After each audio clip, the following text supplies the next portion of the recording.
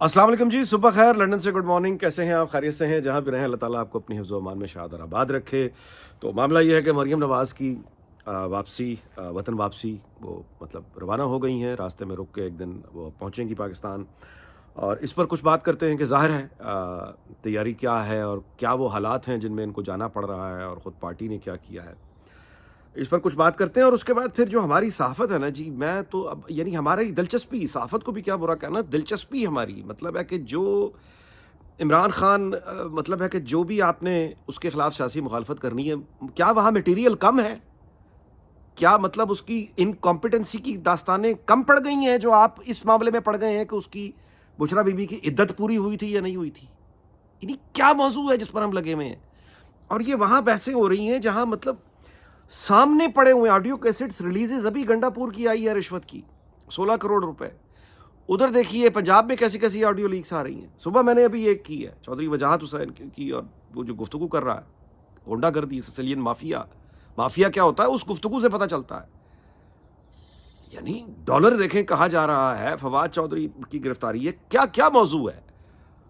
बलूचिस्तान की हाल ये है, मैं पिछले दिनों मतलब जो मुझे पता चला है वहां पे तो यानी आजकल सर्दी है, 4-4, 5-5 फीट बलूचिस्तान में पहाड़ों पे बर्फ पड़ी हुई है, और वो तमाम फाइटर जो रियासत से लड़ते हैं पहाड़ों पे जाके छुपते हैं, वो इस सर्दी में नीचे आए हुए हैं।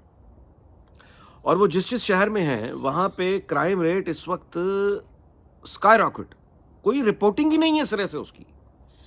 यानी मुकामी इंतजामिया, मुझे अभी एक पता चला है कि सिब्बी के एक डिप्टी कमिश्नर साहब, उन्होंने अपने आए हुए मेहमानों को बाकायदा बताया है कि वो नहीं कंट्रोल कर सकते लॉ एंड ऑर्डर, उसकी वजह क्योंकि वो फोर्स ही नहीं है, वो नहीं कर सकते।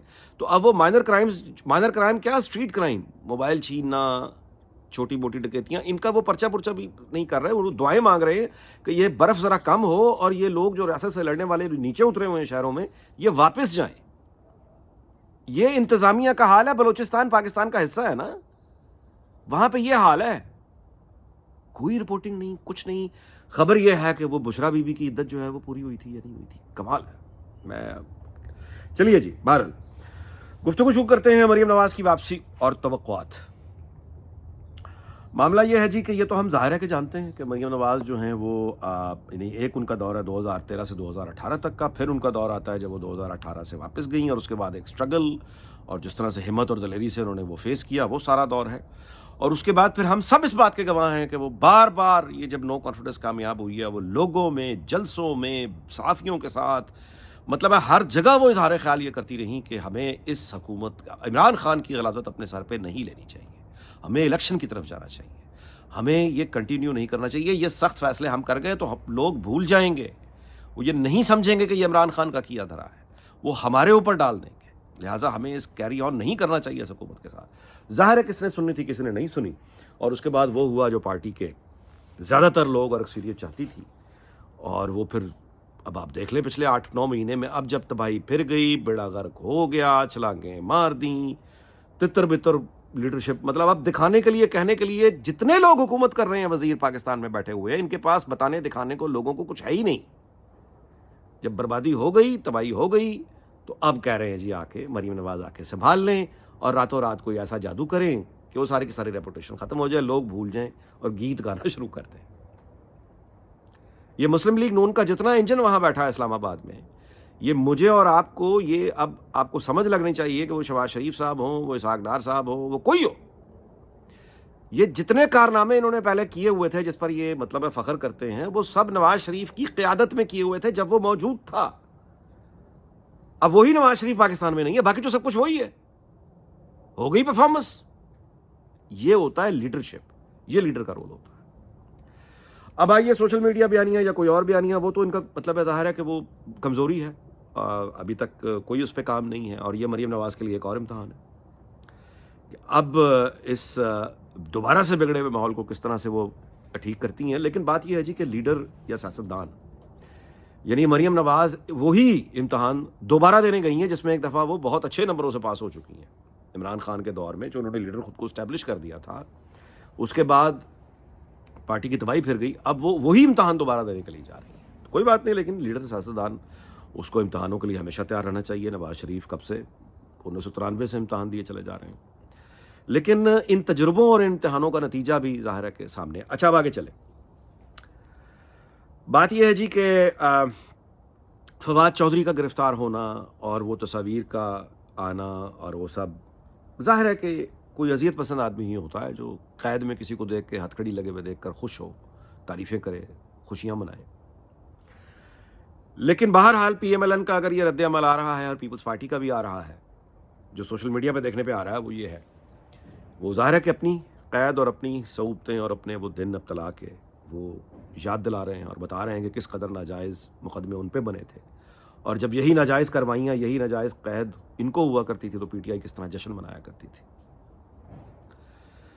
تو یہ اپروچ جو ہے اس میں فرق ہے، یعنی ایک کسی کو بیماری میں دیکھ کے خوش ہونا اور ایک کسی کو یاد دلانا کہ اب یہ وقت ہے۔ اور میں آپ سے گزارش کروں کہ نصرت جاوید استاد محترم بالکل ٹھیک انہوں نے کالم میں لکھا ہے کہ اب تنہائی میں بیٹھ کے چودھری صاحب ذرا غور کریں اور اپنے رویے اور سلوک کو ذرا یاد کریں۔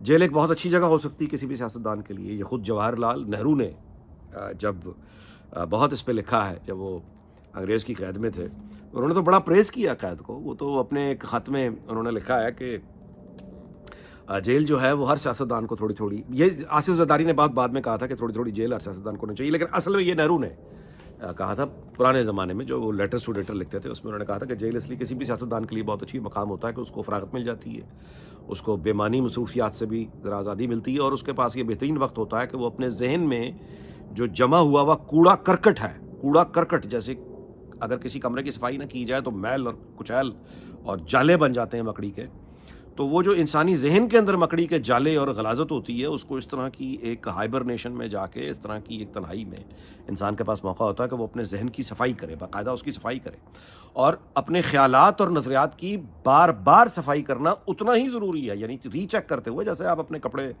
کوئی اپنی صفائی کا دھیان رکھتا ہے یا گھر کا صفائی کا دھیان رکھتا ہے۔ تو یہ ایک موقع ہے، آئی ہوپ کہ وہ اس سے گزر کے کچھ بہتر ایک انسان بن کے نکلیں گے۔ ویسے ان کے بارے میں کئی دفعہ یہ بات کر چکا ہوں کہ ذاتی طور پہ وہ ایک انتہائی فرینڈلی آدمی ہے، بہت پروگریسو آدمی ہے، بہت ٹالرنٹ آدمی ہے، کڑوی سے کڑوی بات سن کے ہنستا ہے، تنقید کا ہرگز برا نہیں مناتا، اور اپنی ہی جماعت، جس جماعت میں بھی ہو، جب بھی رہے ہوں، وہ پیپلز پارٹی میں تھے یا مشرف کے ساتھ تھے یا پی ٹی آئی پر ہیں، کسی بھی جماعت میں رہے ہوں، وہ بے تکلفی میں اپنی ہی جماعت کی قیادت اور ان کی پالیسیز کا مذاق اڑانے سے بھی باز نہیں آتا، یعنی وہ بڑا اس لحاظ سے، لیکن اپنے لیڈر کو خوش کرنے کے لیے پھر اس نے بدتمیزی کی وہ ساری انتہائیں عبور کی جو کہ عام طور پر اس کے دوستوں کو توقع نہیں تھی کہ یہ یہاں تک جائے گا۔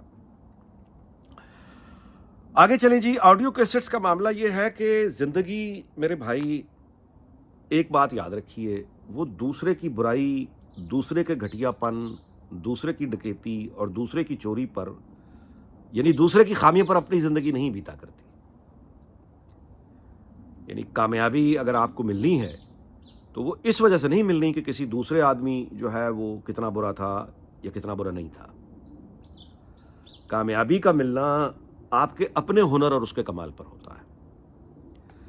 تو یہ آڈیو کیسٹس ہوں، ویڈیو کیسٹس ہوں، عمران نے یہ کیا، کیو لیگ نے یہ کیا، ان کا اپنا امپیکٹ ہوتا ہے، میں یہ تو نہیں کہتا کہ نہیں ہوتا، بالکل ہوتا ہے، لیکن اس سے زیادہ اگلی بات یہ ہے کہ وہ تو چلو یہ کر گئے، آپ کے پاس سولوشن کیا ہے؟ مثال کے طور پہ ایک آدمی جو اس وقت مہنگائی کے طوفان اور تھپیڑوں سے، لوڈ شیڈنگ سے، نا امیدی سے، مایوسی سے ایک گھٹا ٹوپ اندھیرے میں بیٹھا ہے، اس کے پاس جا کے اگر آپ یا کوئی بھی اپنا رونا شروع کر دے گا، اس کے ساتھ یہ فلاں وقت زیادتی ہوئی 2 سال پہلے، 6 سال پہلے، 3 سال پہلے، تو وہ جو خود فاقہ زدہ آدمی اپنی مصیبتوں میں گھرا ہے، اس کو تو امید کی کوئی کرن نہیں دیں گے نا۔ آپ تو جا کے تم بھی مصیبت میں ہو، میں بھی مصیبت میں ہوں، تو یہ دونوں مصیبت میں جو ہیں، یہ دونوں مل کر ماتم تو کر سکتے ہیں، ماتمی جلوس تو نکال سکتے ہیں، بہتری یا خوشحالی کا راستہ کا اس سے کوئی تعلق نہیں ہے۔ سو اپروچ جس پولیٹیکل پارٹی کی بھی ہو، ماضی میں گم رہنے سے کچھ نہیں ہوتا، آپ کو ہوپ دینی پڑتی۔ میں آپ کو مثال دے دیتا ہوں،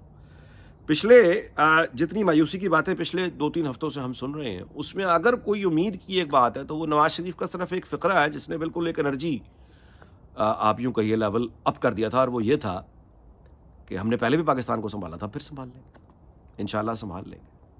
یا مریم نواز کا وہ فقرہ جو اس نے کہا تھا کہ اچھا محسن نقوی کی تعیناتی پہ بڑا اعتراض ہے تو اس کو فراغ ہوگی کو لگا دیں، مطلب یہ ایک زندہ دلی، مایوسی کے اس انوائرمنٹ میں زندہ دلی۔ تو اس لیڈرشپ کی ہمیں ضرورت ہے. ان مایوسیوں کے لڑنا ہے نا جی, اب کیا کریں, مجھے آپ بتا دیجیے, کوئی طریقہ اور ہے؟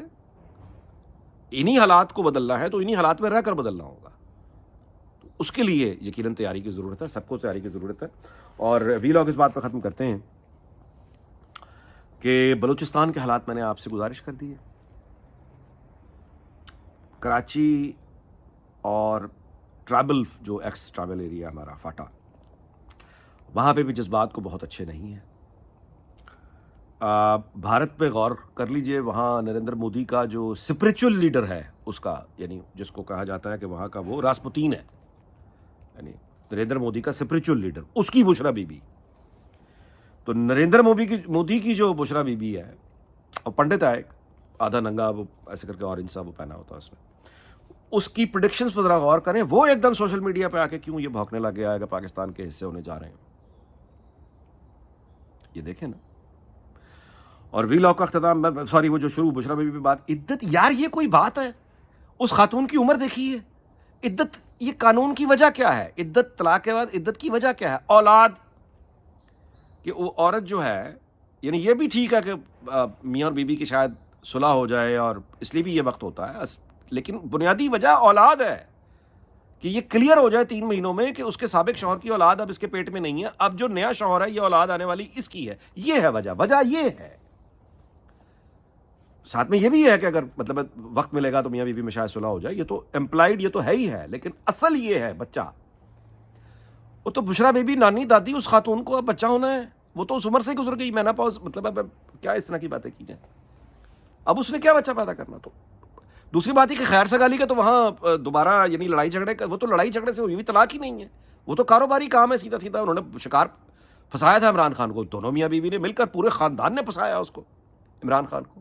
احسن جمیل گجر کا جو کردار رہا ہے بنی گالا میں, اب سامنے آ گیا نا, ان چودھری نے بتایا کس طرح بنی گالا میں اس کو گھر لے کے دیا بشرا کو, اور کس طرح سے گاڑی لے کے دی پھر ان کا, اور بشرا نے سب سے پہلے آتے ساتھ ہی ریحام خان کا پتہ کٹوایا.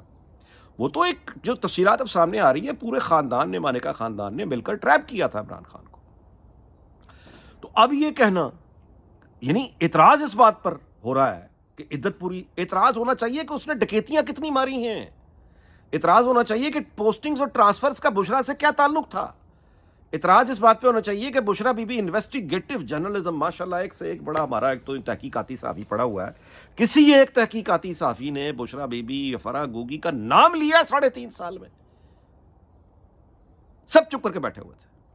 اب ایک سے ایک بہادر آ رہا ہے اور نکال کے اب لائے ہیں کرٹیسزم کرنے کے لیے کہ اس کی عدت پوری ہوئی تھی کہ نہیں. یار